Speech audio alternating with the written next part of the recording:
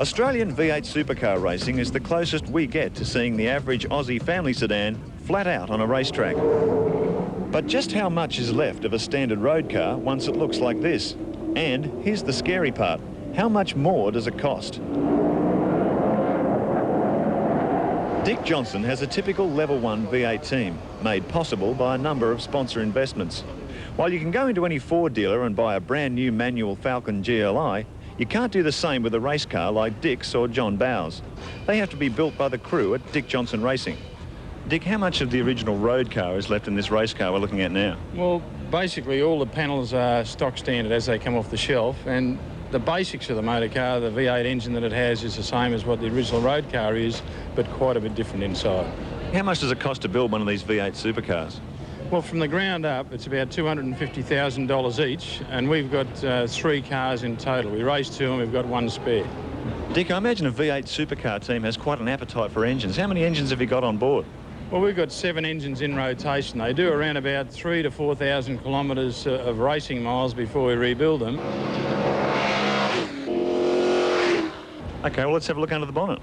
Mate, that's forbidden territory. You don't get under there. Cost per engine, $60,000 each for around 600 horsepower. The family Falcon's engine, $5,380, and that's for only 211 horsepower.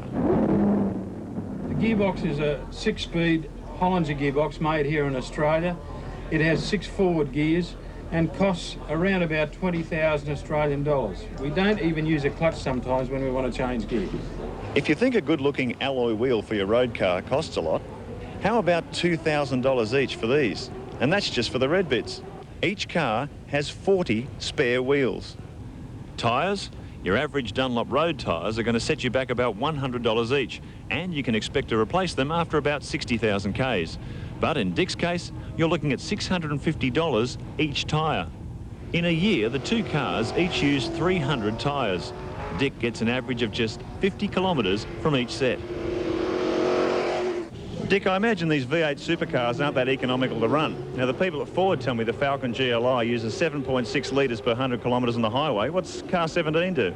Well, the fuel that we use is just straight out of the Bowser, ultra-high unleaded fuel, and they utilise around about 50 litres per 100 Ks, which is significantly more, I must admit, than the GLI.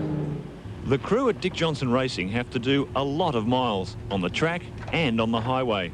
Both cars, the tyre ration, a spare of every part on the cars, and the mobile workshop all fit into this flash-looking transporter. And if you thought the V8 supercars were thirsty, the old Dick Johnson Racing Transporter's a bit of a gas guzzler too. At 44 litres per 100 kilometres added to the fuel bill, it's just as well the boys at Dick Johnson Racing have got a big shell card.